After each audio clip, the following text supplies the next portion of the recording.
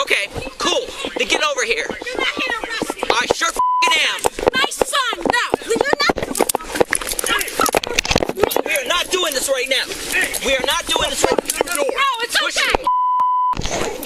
You better go out the Let him fucking go. way. On a quiet suburban street, where the rhythm of daily life is punctuated by the distant hum of passing cars and the occasional dog bark, an ordinary dispute over driveway parking erupted into a maelstrom of confrontation and confusion. The initial complaint seemed trivial, almost mundane. Vehicles parked in what one household claimed to be their driveway space. Yet the sequence of events that unfolded would not only entangle neighbors in a violent confrontation, but also draw in law enforcement, ultimately leading to the wrongful arrest of a Supreme Court judge and his wife. This incident provides a textbook case study of how rapidly ordinary conflicts can escalate when human emotion collides with authority, miscommunication, and prior tensions. The day began with simmering grievances, a long history of neighborhood disputes over driveway etiquette, encroachment, and perceived slights. On one side, a couple had meticulously observed the placement of cars, feeling encroached upon whenever neighbors edged their vehicles too close. Across the street, the opposing party had grown increasingly frustrated by what they saw as constant microaggressions. Over time, minor disputes had accumulated, creating a powder keg atmosphere where even a small provocation could ignite a full-scale confrontation. Bodycam footage captures the first signs of escalation. Officers arrived in response to a 911 call, reporting a physical altercation. Within moments of their appearance, the scene was chaotic. Multiple parties shouting, pushing, and gesturing, some attempting to defend family members, others claiming assault. The officer's approach was immediate but constrained by the spatial dynamics of the residential street. Limited space, multiple bystanders, and overlapping narratives all contributed to the difficulty of assessing the situation. Here we see the first critical junction, the challenge of rapid situational assessment in a high-tension environment. Eyewitness accounts, later reviewed by law enforcement, were fragmented and contradictory. Some neighbors claimed to have seen aggressive behavior from both parties. Others focused only on the outwardly visible injuries or confrontations. Amid this cacophony of voices, officers were confronted with competing narratives. The loudest, most physically demonstrative individuals naturally drew their attention, highlighting an inherent challenge in field policing. Humans are psychologically predisposed to notice and respond to the most immediate threats, often amplifying the perceptions of aggression that may not tell the full story. As the footage continues, it becomes clear that the initial confrontation involved physical grappling, with one neighbor allegedly pulling another party across the driveway, and a scuffle escalating on the street itself. Officers faced with visible physical contact and heightened emotions made the critical decision to intervene. At this point, standard law enforcement protocols, such as separating parties, obtaining individual statements, and assessing injuries, were challenged by the immediacy of the situation. The officers' actions, though procedurally grounded in the need to prevent further harm, were executed in a climate where the lines between aggressor and victim were blurred. The initial arrests, captured in the Bodycam footage, illustrate a significant psychological dynamic: the projection of authority under uncertainty. Officers acted decisively, handcuffing parties involved, while trying to maintain control over an increasingly volatile scene. However, in hindsight, the footage reveals that the individuals arrested were not the principal aggressors. Instead, the conflation of high emotion, visible injuries, and the loudness of voices led to an overestimation of culpability.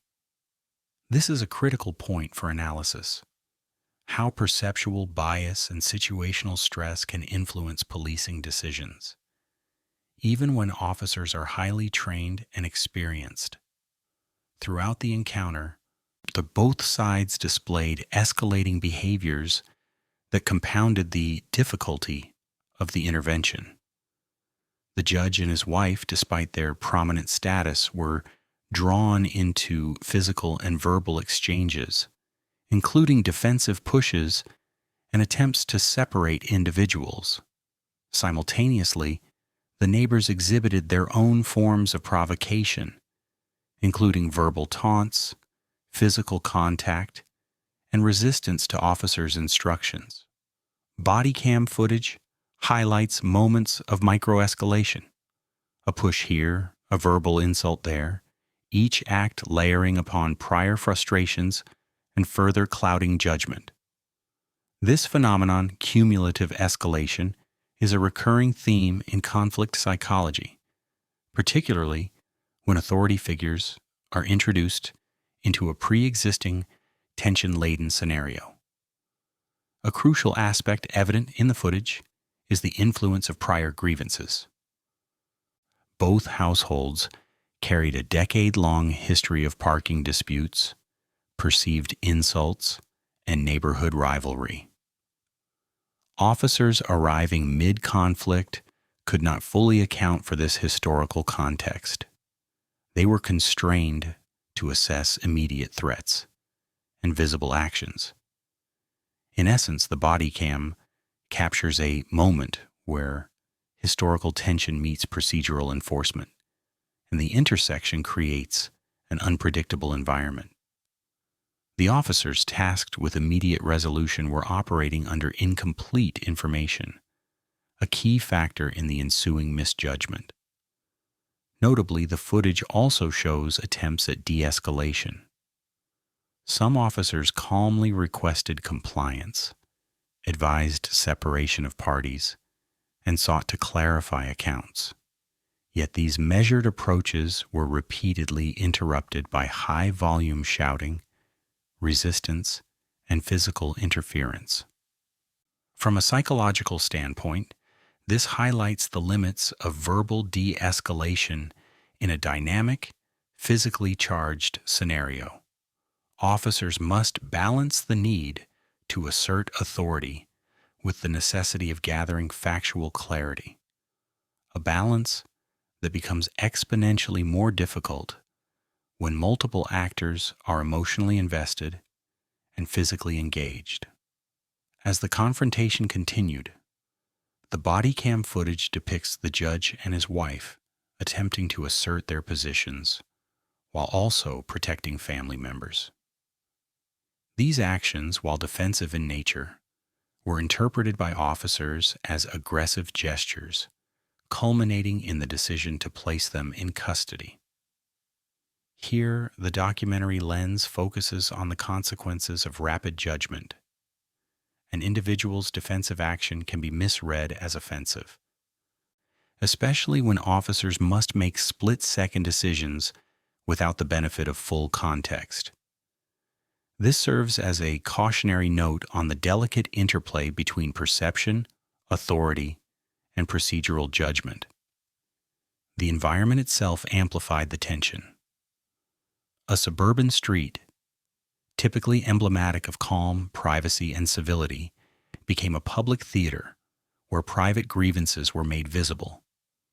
Bystanders, including neighbors not directly involved, served as witnesses, some of whom recorded their observations.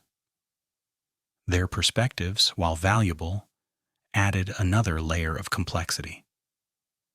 The officer's awareness of public scrutiny, real or perceived, likely influenced the pace and assertiveness of their intervention. This interplay between community observation and law enforcement action is critical for understanding the dynamics captured on Bodycam footage. Moreover, the Bodycam evidence reveals the ethical and procedural implications of acting on incomplete information. Officers followed a protocol designed to protect all parties and prevent escalation. Yet the rapid arrests underscore how quickly ethical lines can blur under stress. The wrongful arrest, while later rectified, left a lasting impression on community trust. It demonstrates the fragile balance law enforcement must maintain between immediate action to prevent harm and the careful verification of facts before applying coercive measures. The final sequences in Part 1's footage underscore the importance of reflective analysis post-incident. Officers, reviewing testimony and observing the aftermath, recognized that their initial interpretation had been flawed. Conflicting accounts, compounded by decades of neighborhood tension, led to misattribution of aggression. From a documentary perspective, this offers a lesson in humility. Even experienced officers can misread situations when emotion, history, and perceptual bias intersect. The narrative captured here is not merely about a parking dispute, but about systemic vulnerabilities in rapid decision-making under stress. Finally, Part 1 establishes the broader thematic elements that will carry through the documentary. The tension between authority and perception, the compounding nature of human conflict, and the ethical challenges inherent in policing. The visual and auditory cues captured in the Bodycam, shouts, pushes, moments of hesitation, and expressions of fear, create a vivid tableau that underscores how a seemingly mundane dispute can escalate into a high-stakes confrontation with legal, social, and psychological ramifications. It is a study not only in misjudgment but in human behavior under pressure, the limits of procedural enforcement, and the consequences of decisions made in real time. In sum, the opening sequences demonstrate the potent combination of historical grievances, immediate provocations, and authoritative intervention. Officers are forced to make rapid assessments. Civilians react defensively, often interpreted as aggression, and a community becomes a stage for the collision of private conflict and public authority.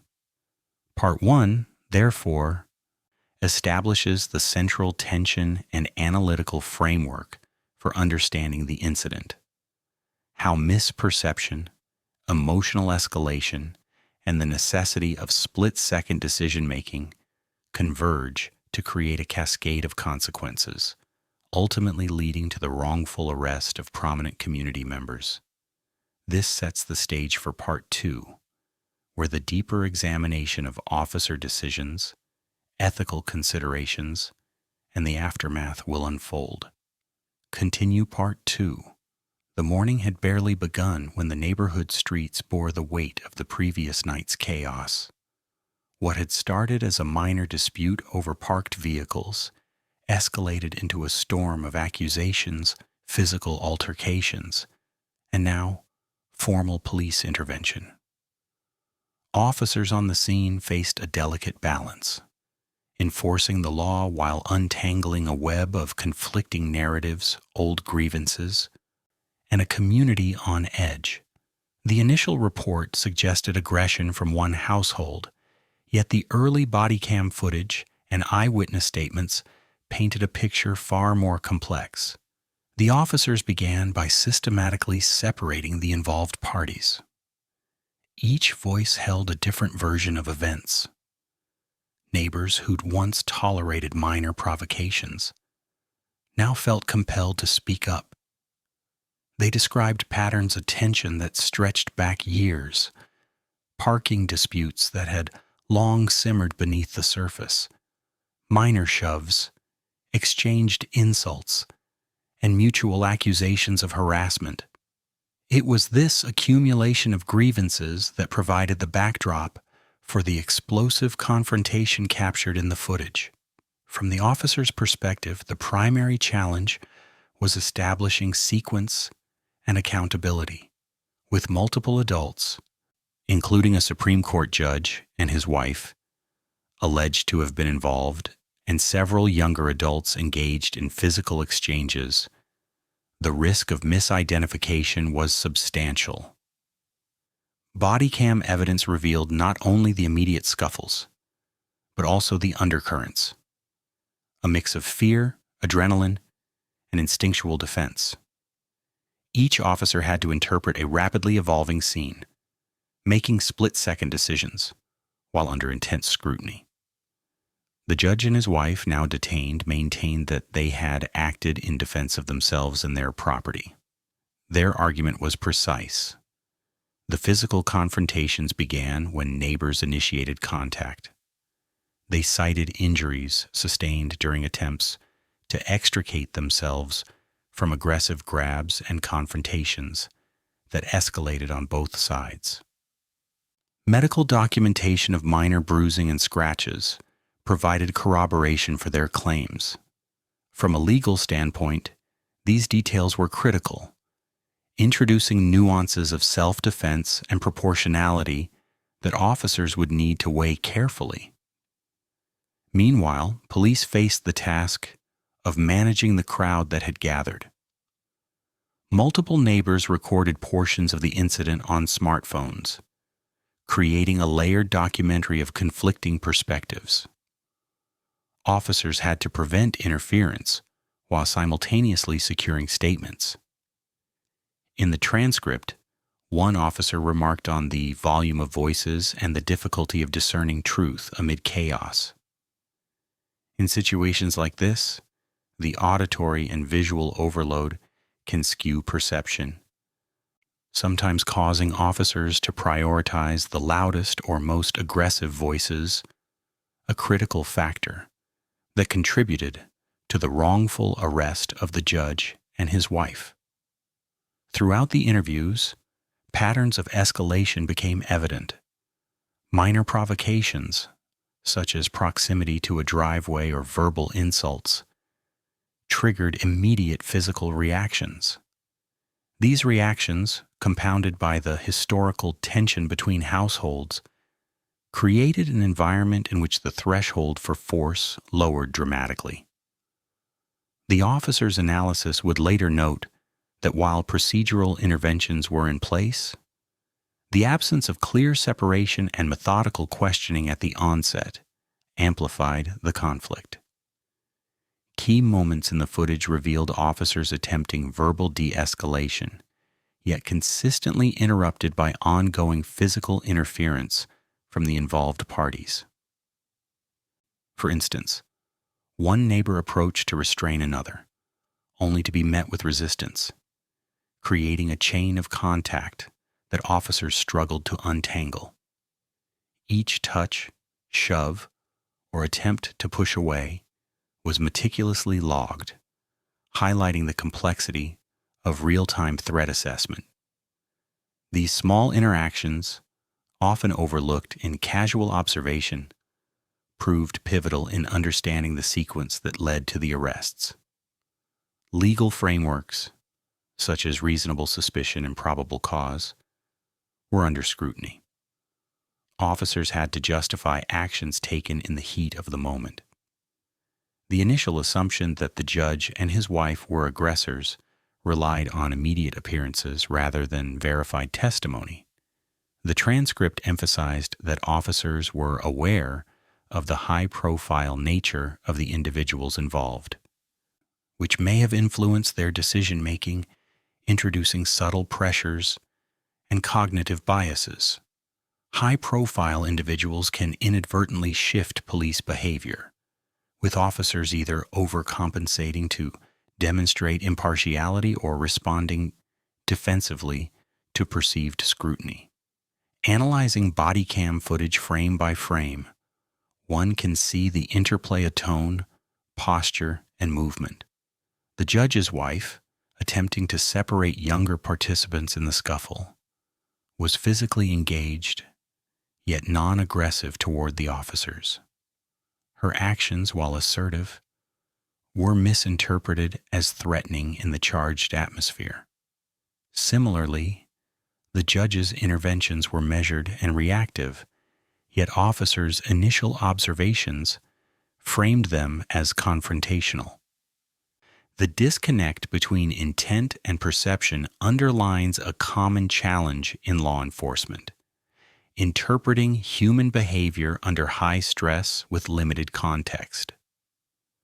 Throughout Part 2, another theme emerges: institutional protocols versus human judgment. Officers operated under guidelines for crowd control, arrest procedures, and escalation management. Yet the emotional intensity of neighbors and high-stakes individuals on scene stretched these protocols. Decisions made under these conditions, though procedurally justified in documentation, reveal vulnerabilities when faced with overlapping narratives, historical grievances, and visible tensions. Each decision, hand placement, verbal command, or temporary detainment, had cascading consequences. By mid-morning at Zrecht, the investigation began focusing on statements from non-involved neighbors who observed the incident peripherally. These testimonies provided critical counterpoints to the immediate physical altercations. Observers noted initial provocations originating from the opposing household, challenging the original assessment of primary aggressors.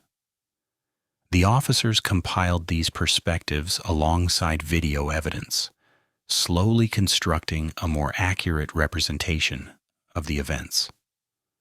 Throughout this process, the officers maintained a careful balance, documenting and preserving evidence while ensuring that immediate conflicts did not reignite.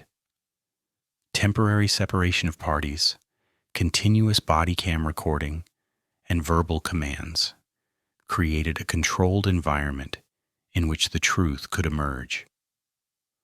Each officer had to continuously recalibrate, addressing physical altercations, listening to eyewitness accounts, and maintaining procedural fairness. Particularly revealing is the way small misunderstandings magnified tension.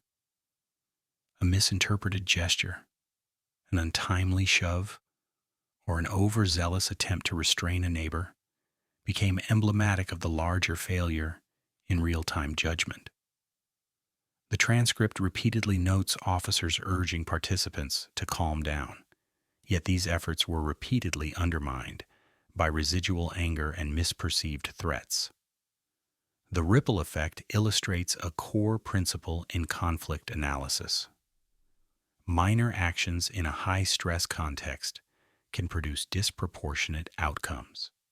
By the time formal interviews commenced, officers faced the dual challenge of clarifying the timeline while mitigating lingering hostility. The judge and his wife provided detailed accounts, emphasizing defensive intent, restraint, and attempts to mediate youth involvement.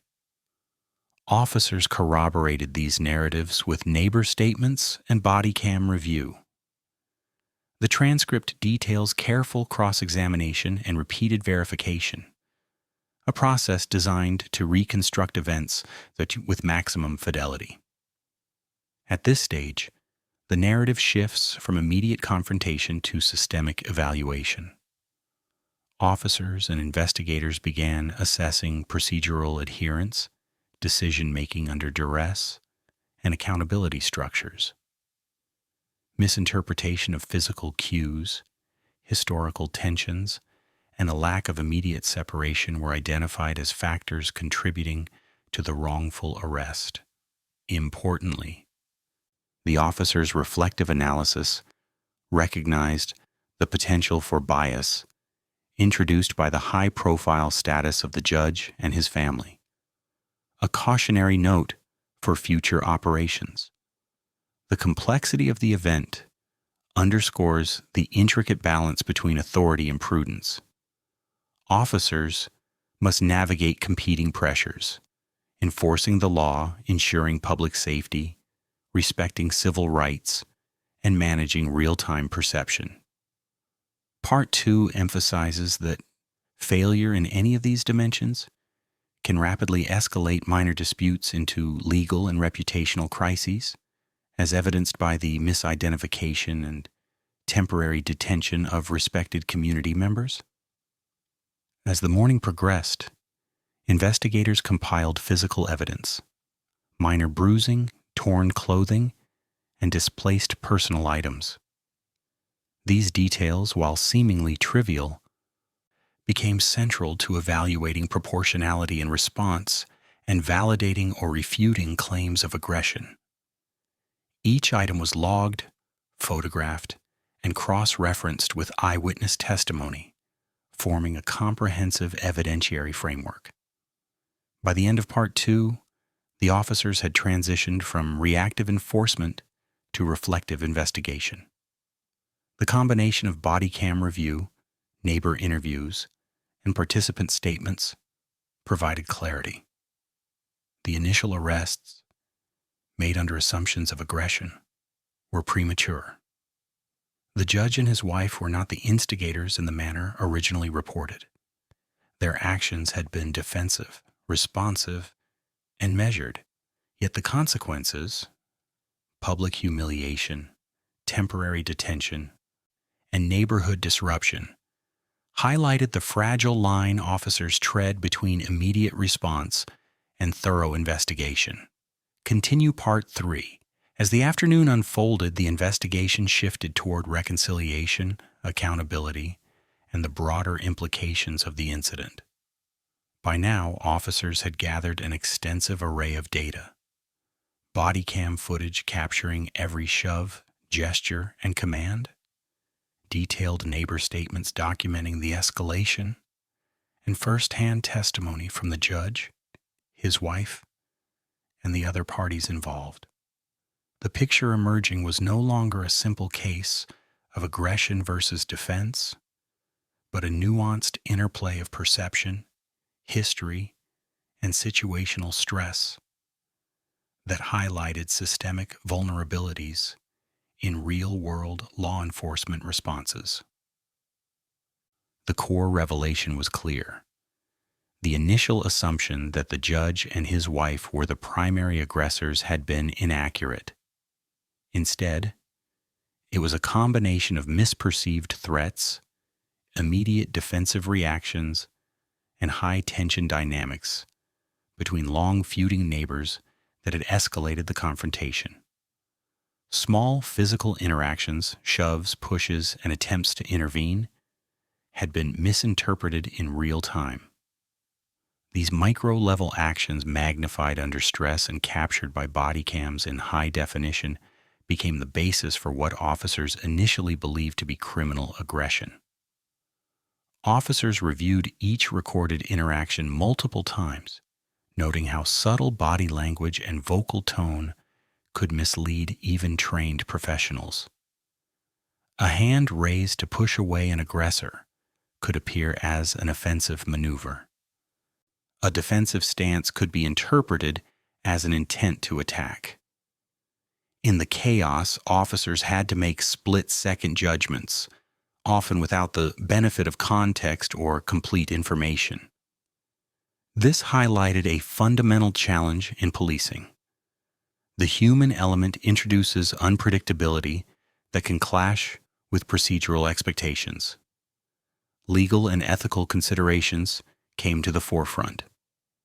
The wrongful arrest raised questions about the standards for probable cause, reasonable suspicion, and proportional response. While officers were initially justified in investigating physical confrontations, their failure to fully separate parties, gather independent statements, and assess the broader context demonstrated a procedural lapse. And the transcript emphasizes how even high-ranking and experienced officers can be caught in the tension between immediate action and measured investigation, particularly when emotions run high and bystanders add layers of complexity. From the perspective of the judge and his wife, the incident represented a profound breach of trust. They were respected members of the community, yet the immediate assumption of guilt by law enforcement exposed them to public scrutiny, reputational damage, and personal stress. Their accounts consistently emphasized that their actions had been defensive, aimed at de-escalating the situation and preventing harm, particularly to younger individuals caught in the middle of the altercation. The misalignment between intent and perception illustrates how misunderstandings can rapidly escalate into formal legal consequences. Officers' reflective analysis, as documented in the transcript, revealed lessons for future conflict management. First, separation of parties at the earliest possible stage is critical. Allowing multiple actors to remain in close proximity during high-tension disputes increases the risk of misidentification and misinterpretation. Second, reliance on the loudest or most assertive voices can skew real-time assessment. Officers noted that calmer bystanders often provided the most accurate accounts, yet their input was initially overlooked. Third, historical context matters. Knowledge of long-standing neighborhood disputes could have informed a more measured, context-aware response, potentially preventing wrongful arrests. Throughout the review, attention to detail became paramount. Physical evidence such as bruises, torn clothing, and displaced items were cataloged meticulously. Officers cross-referenced these details with video footage and eyewitness statements, constructing a minute-by-minute reconstruction of the event. Each interaction was examined for intent, proportionality, and alignment with legal standards, revealing that the judge and his wife's defensive actions were consistent with self-preservation rather than aggression. The role of communication emerged as a recurring theme. Miscommunication between officers and involved parties amplified the conflict. Repeated verbal warnings were sometimes drowned out by the volume of shouting, panic, and confusion.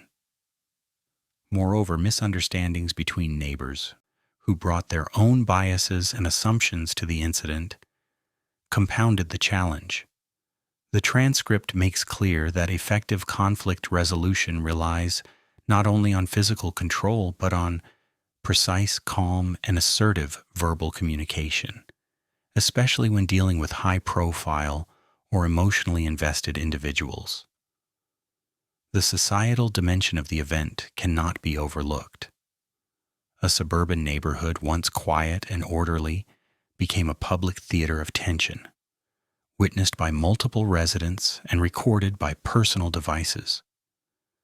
The rapid spread of the footage, both internally and potentially externally, created a situation in which officers' actions were subject to scrutiny in near real time.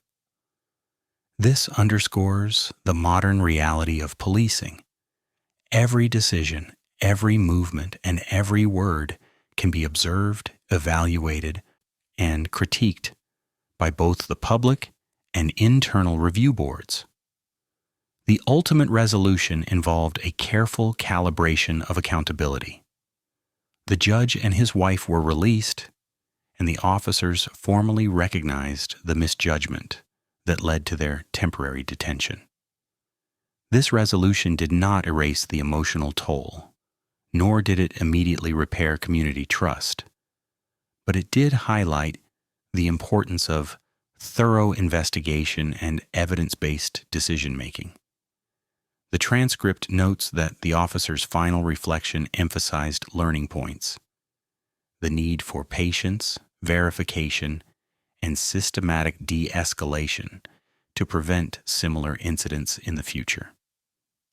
In closing, this incident serves as a case study in the intersection of human behavior, law enforcement judgment, and procedural rigor.